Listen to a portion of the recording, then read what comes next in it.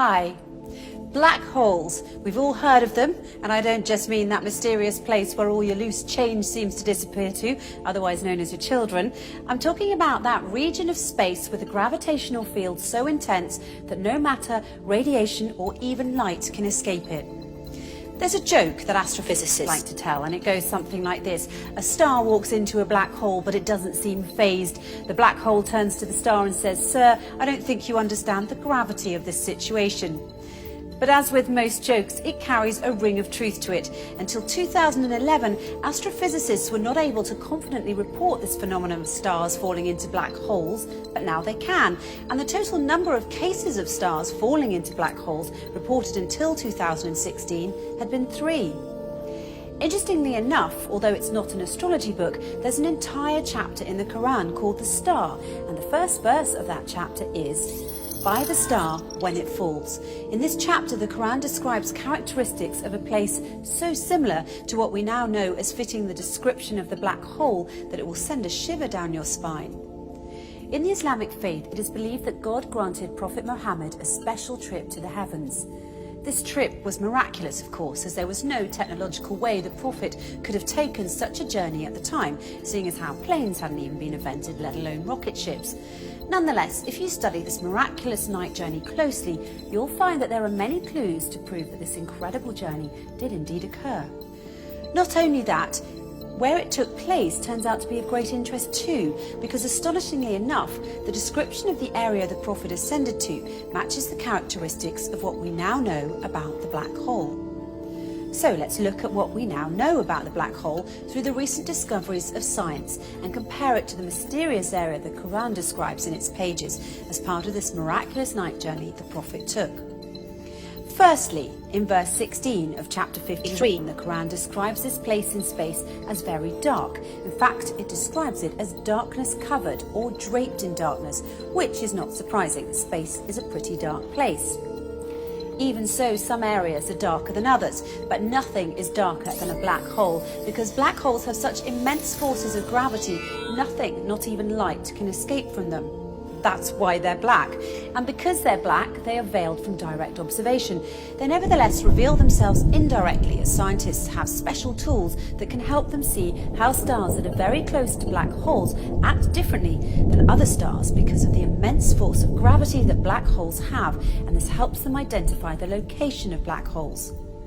Secondly, according to the Quran, when ordinary people look at this dark area in space, they can't see it directly as their eyes bypass or surpass the boundary of this area, and they only see beyond it or around it. It's almost as if this area behaves as a lens. Science, it turns out, has a term for this. It's called gravitational lens. Let's take a closer look.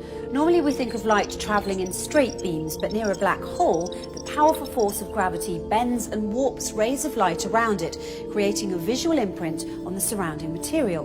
Astrophysicists have proved that a black hole bends light to act like a cosmic magnifying glass, giving astronomers a view of an even more distant galaxy behind it. And this, my friends, is what we call a gravitational lens.